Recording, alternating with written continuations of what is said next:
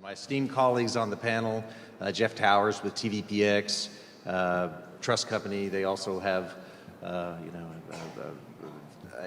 forum for DARs and customs and some other things.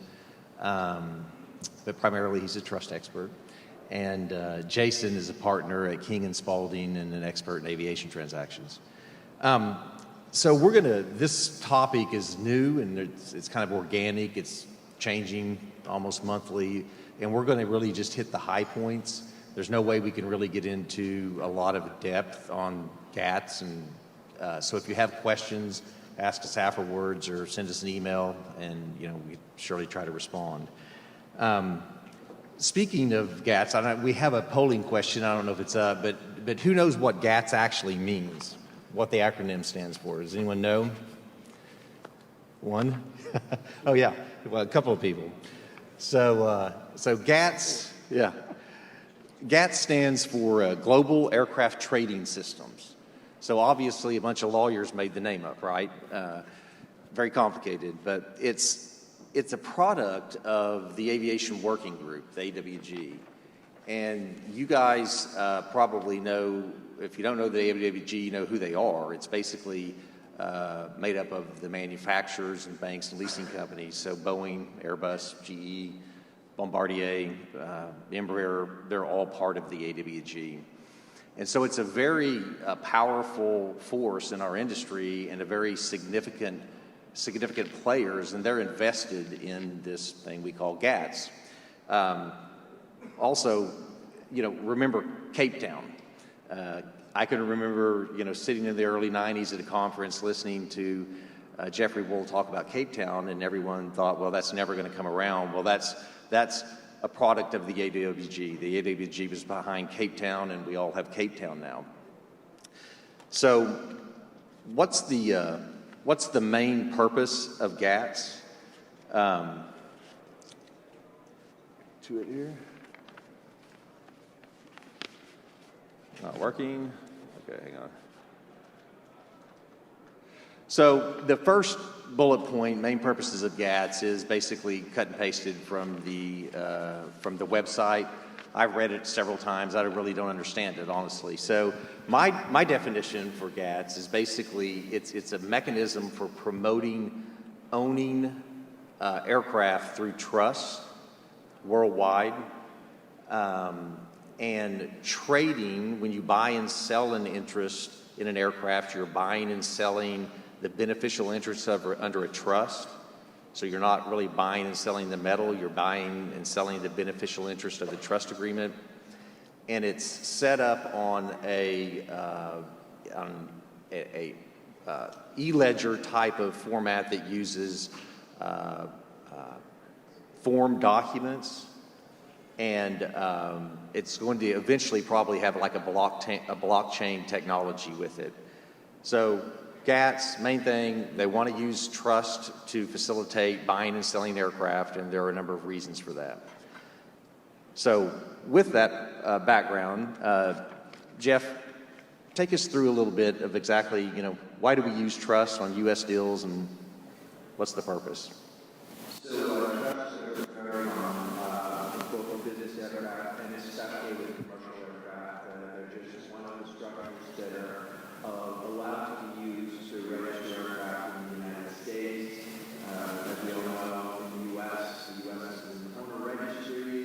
Owners have to satisfy citizenship requirements. A trustee and an owner trust is as long as they are a U.S. citizen, then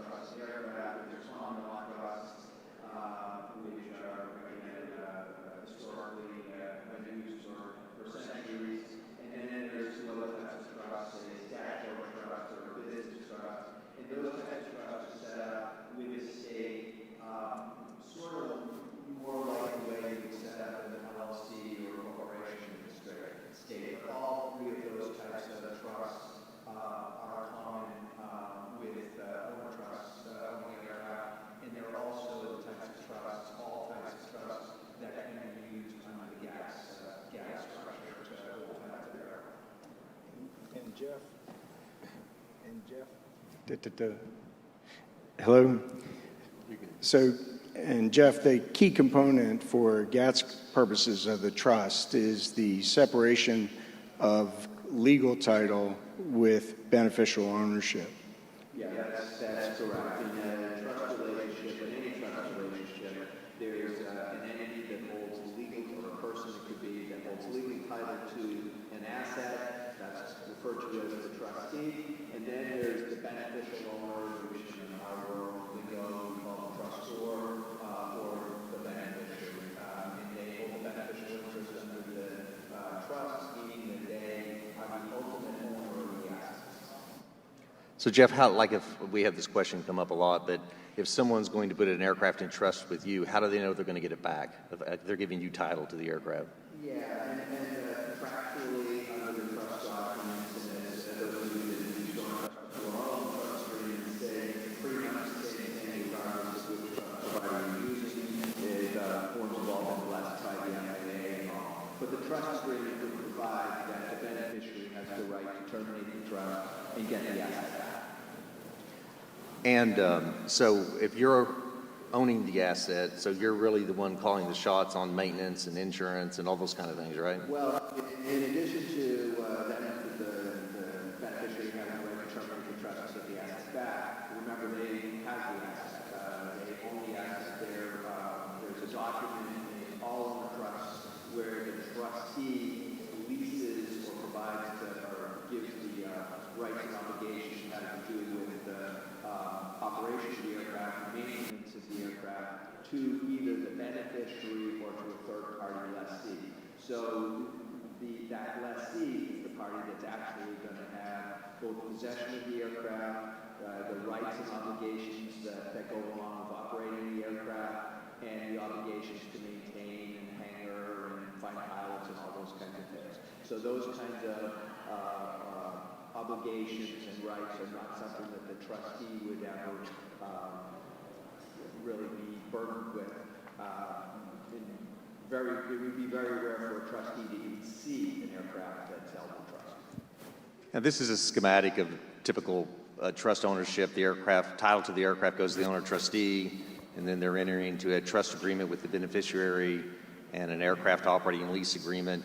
You know, often that's back to the same beneficiary or the trustor, but in this second hypothetical, it's a lease to a third-party operator. How often do you see that in the business aviation world? So in business aviation, more often than not, the lease is to the beneficiary. Sometimes it's to a third party. On the commercial aircraft side, though, the leases are almost always going to be to a third party, an airline or somebody like that that's going to actually operate the aircraft. And we'll talk about the lease is kind of important because a lease to a third party or to an airline or to an operator is a major reason why GATS is out there, and we'll kind of distinguish between business aircraft and commercial aircraft a little more on that regard. But so Jason, talking about GATS, can you just give us a little more detail? Sure. So as just mentioned, there are different types of trusts that are permitted under the GATS structure. They're the statutory trusts, business trusts, and common law trusts. The three jurisdictions that have been set out in the GATS material are Ireland, Singapore, and the United States. So those trust documents will be governed by the laws of that jurisdiction, and the laws of that jurisdiction will then affect the perfection and creation and all the normal things you would think they would affect. So the question probably many of you guys are asking is, well, why would I be doing this, or why do I care about the GATS system? The primary purpose is to facilitate the trading of the beneficial ownership of the trust from one owner to another. In other words, if Jeff owned an aircraft through a trust, he was the beneficiary of the trust, and I wanted to buy his plane, I could just buy his beneficial ownership of the aircraft, of the trust, and then I would effectively own the aircraft because I would be in control and have the right to terminate the trust and have it transferred to me. So we'll get into a little more details of the pros and cons and the applicability to business aviation versus commercial aviation a little bit later. But the GATS system is primarily set up to create a system that reduces friction in an otherwise cumbersome transactional process for conveying ownership of aircraft. So if I were to just buy the aircraft from Jeff instead of buying the beneficial ownership, we'd have to go through the whole registration, re-registration, FAA bill of sale, everything else. By just buying the beneficial ownership, the registration of the aircraft doesn't change. It just goes to me from Jeff. He's got several planes, so he could sell me a lot. Yeah, and I think to reiterate something that you said, so it's not just for U.S. transactions. So they're pushing this. They've got trusts set up under the laws of Ireland, Singapore, and the United States. Those are the three jurisdictions that they're looking at now. But the goal is to promote the use of ownership of aircraft under trust throughout the world. This is not just a U.S. focus. It's a voluntary system, and it's, as Jeff and Scott mentioned earlier, it's fully electronic. E-signatures, all documents will be uploaded to a virtual escrow room, and consents and releases will be lodged electronically.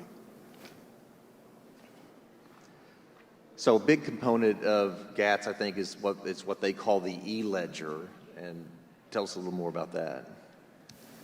Sure. So the e-ledger is a web-based ledger that is going to record all of the details of the GATS trust. It'll record the trustee, the aircraft, equipment by manufacturer, make, serial number.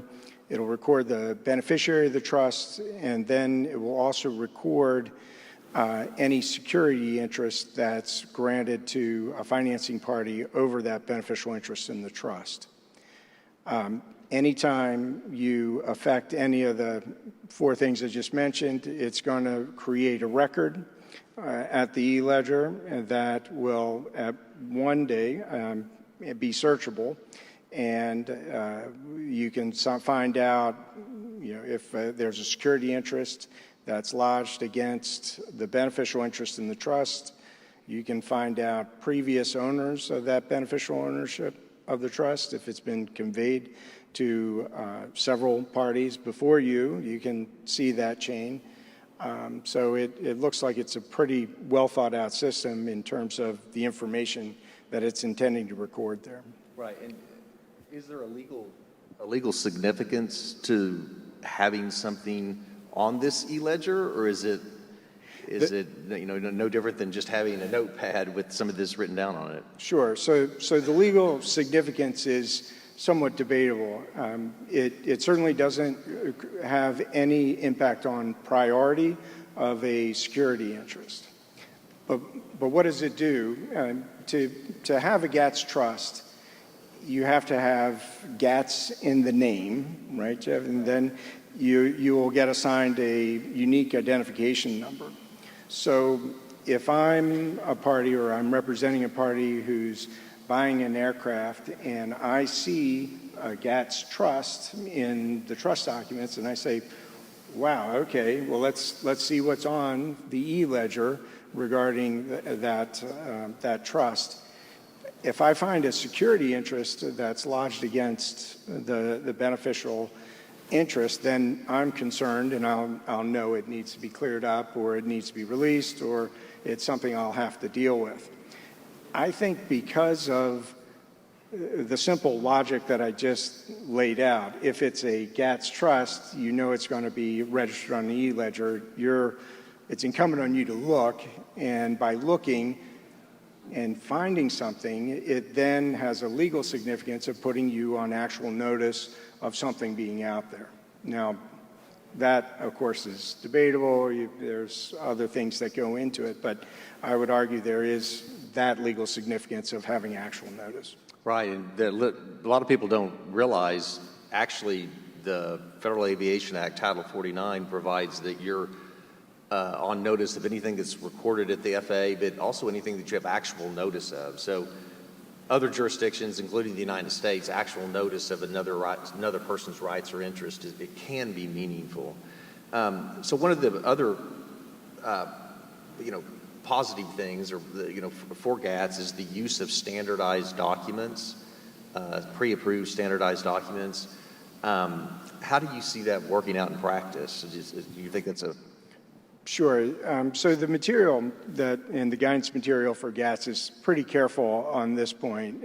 They do want to standardize documents in the trust agreement, the transfer provisions, or the transfer agreements for transferring the beneficial ownership, and even the security interest. I think they're looking at having that as a standard document.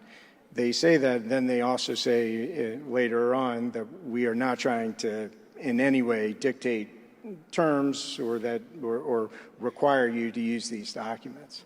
Now, saying that, I do see a lot of benefit in standardizing the trust agreement and standardizing the transfer instrument, particularly when you need to do some digging and make sure that those transfers were accomplished appropriately under GATS.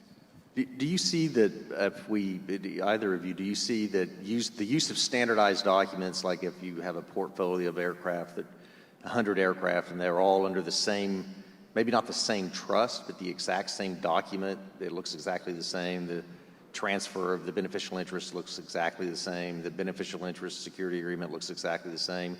Do you see that maybe helping facilitate large financings or people wanting to get into the industry? Well, that's exactly the idea. In the commercial setting, there might be a sale of a portfolio of aircraft, and there might be 100 aircraft that are being sold. So anything that can be done to use automation to make the process simpler and to still protect everybody's rights, that's the whole idea behind GATS. Try to make a more automated system. I think probably long-term their goal is to, or short-term, is to try to mesh with some of the changes that might be coming down the road with the FAA. Eventually, as Scott mentioned, they're going to try to, or consider migrating onto a blockchain kind of platform. And the other thing I think that it's important to share with people, since, I've only seen a very small glimpse of this, but it's an online system, and if you sort of picture in your mind what the International Registry website looks like, that'll give you at least a head start on what this would look like. There's administrators who are authorized by each one of the parties in a GATS transaction to take certain actions on the website, to give consents or authorize things to happen. Again, very much like the International Registry website. There's the ability to do searches, as Jason was mentioning. So just again, for the sake of context, so you understand what it is that we're talking about when we talk about GATS, picture in your mind something similar to the International Registry website. So, there we go. So we talked a little bit earlier about leasing, and for commercial aircraft, the fact that a lot of commercial aircraft, when they're bought and sold, are subject to a lease. They're being operated by an airline. And so buying and selling the beneficial interest under a trust is great in that instance because it doesn't ground the aircraft. You're not changing title to the aircraft. So the aircraft can continue to be operated under the lease. You buy and sell the beneficial interest under the trust, and the aircraft's not grounded. That could also have benefits in business aviation. If you want to buy an aircraft and you buy the beneficial interest under trust, you don't have to, there are less documents to file with the FAA. You don't have to get a fly wire. There are some issues like that the GATS system will help in a business aviation sense. Right. The first transaction when an aircraft goes into GATS trust, from an FAA perspective, similar to any any other transaction where title is being taken by a trust. There's still going to be a trust agreement, there's still going to be a lease, and documents that are filed with the FAA will continue to be filed with the FAA. The efficiencies occur when the next transfer happens, when the aircraft are in a GATS trust, and rather than transferring title to the aircraft like we would normally do in a business aviation transaction, just the beneficial interest in the trust transfer, which, as Scott mentioned, means that you're not changing the registration of the aircraft, it's still going to be registered to the owner trustee. It may have some sales tax benefits or transfer tax benefits or other tax benefits, depending upon the jurisdictions that are involved. And it just makes one of the parties to a transaction, it makes the process simpler. At least that's the goal of GATS. So we're at the stage with the GATS documentation where we talked about them supposedly being non-negotiable documents, uniform, and pre-approved by the FAA. They're not actually pre-approved by the FAA yet, but we think they will be soon. We've made the application to have the forms approved, and they're in the process. But one thing is that GATS doesn't change the fact that you have to file the same documents with the FAA that you always would if you were using a trust. So you've got to file the trust agreement itself. You've got to file. Basically, the FAA rule or the law behind it is you have to file each document that legally affects a relationship under the trust has to be filed with the FAA in support of registration.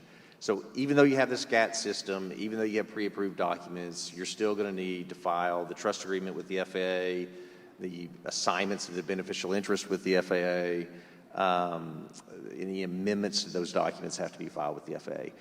You might not have to obtain a FAA counsel's opinion every time you file documents with the FAA, because there are strong arguments that if you're using this GATS system and these pre-approved form documents, that it's just silly to have to go get an opinion each time. And so that would actually be helpful, cut down on time and cost.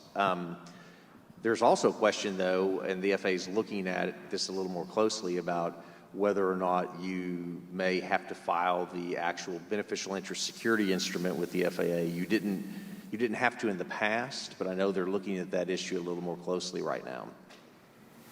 And Scott, won't that depend on the content of that beneficial interest security agreement? I think you were mentioning that the form that's been proposed is really a tri-party agreement between the grantor, the grantee, and then the lessee. Is that right? That's right. The document, the GATS form of documents, everything's carefully entwined, and so they may take a different position on the GATS trust than they've taken on the others. But I think it'll be uniform. I think whatever position the FAA takes, it'll apply to not only this trust but other trusts. But we don't know for sure. So we've hit on some of the pros for GATS already in the use of GATS trust. Jason, what are a few of the cons? I mean, what are some of the, what's the downside of buying a company, like the stock of a company, rather than having an asset purchase? Sure. Well, when I first got asked to speak about this and we got on the phone, my first question to both these gentlemen was, how many times do you guys come across a transaction where it's proposed that an aircraft buyer is just going to buy the beneficial ownership of a trust? And I was careful to say in the business context. I recognize it happens quite a bit in the commercial context. And then we all kind of scratched our head, and it really comes up very rarely. So why does it come up rarely? And that is really your question. And that, I think, is because you're assuming liabilities that are unknown. You can draft around it, but there's still, you didn't create the trust. You didn't have anything to do with the operation of the trust or the operation of the aircraft before you bought it. And you ultimately are going to be relying on the lessee to support an indemnity obligation that will trickle all the way through to you as the beneficiary.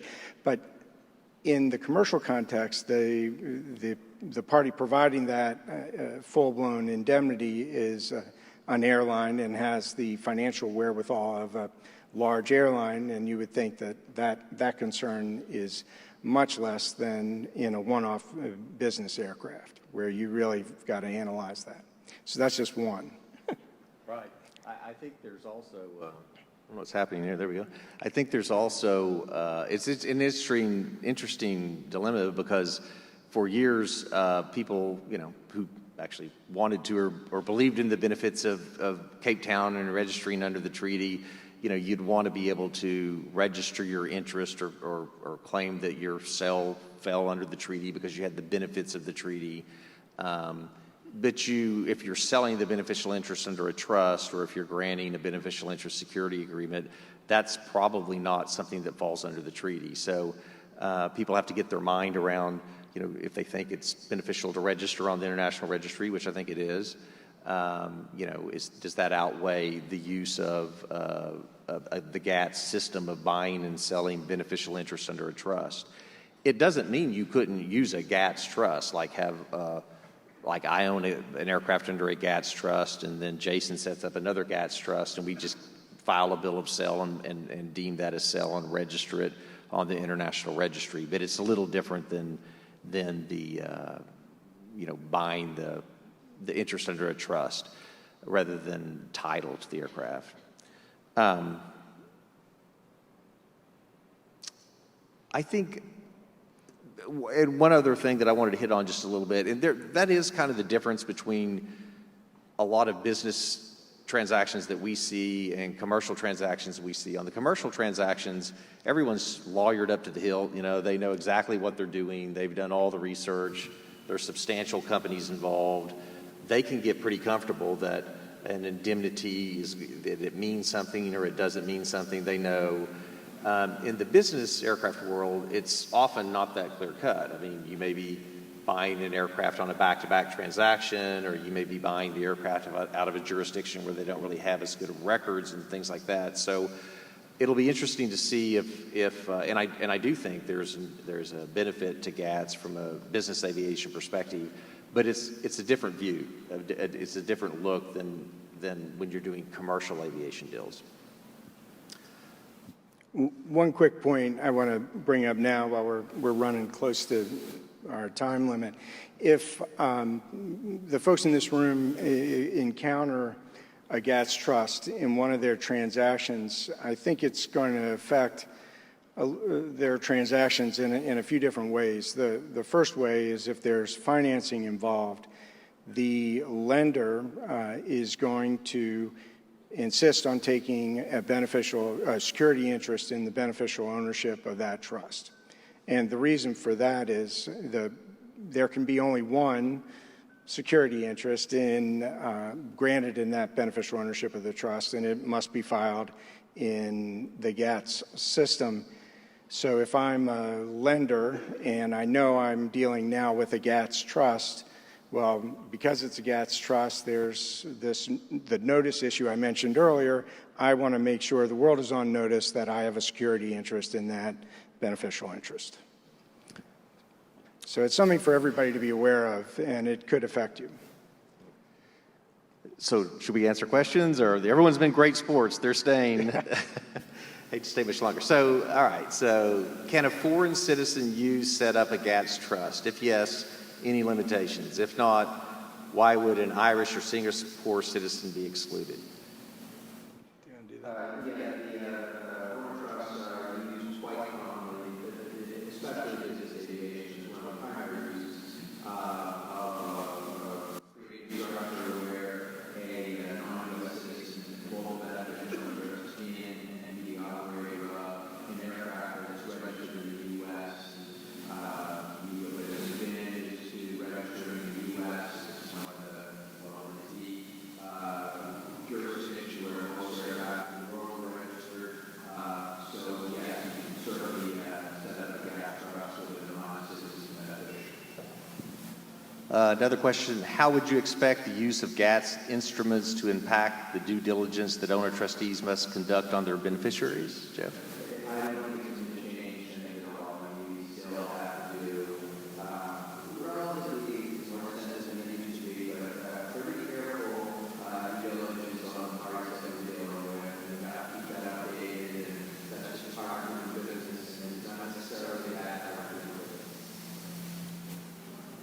Does GATS require registration to make filings on the GATS system similar to TUE on the IR? Yes, it does. You have to be a GATS participant or a GATS trustee to use the GATS system. It involves you agreeing to the terms with AWG to use the system, and it also requires you to be in compliance with your KYC AML things. That's the lender side. And you need to maintain your position as a GATS trustee. Correct.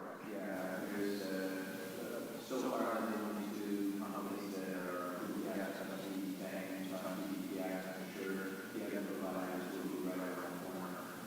The system is evolving as you speak, and remember being similar to this in Miami, new system years ago, or 15 years ago. Not going to be down. They're going to be very more about that over the next 6 months or so. All right, thank you so much, Al.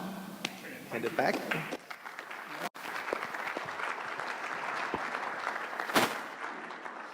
And I think the fact you got so many questions at the end was fantastic.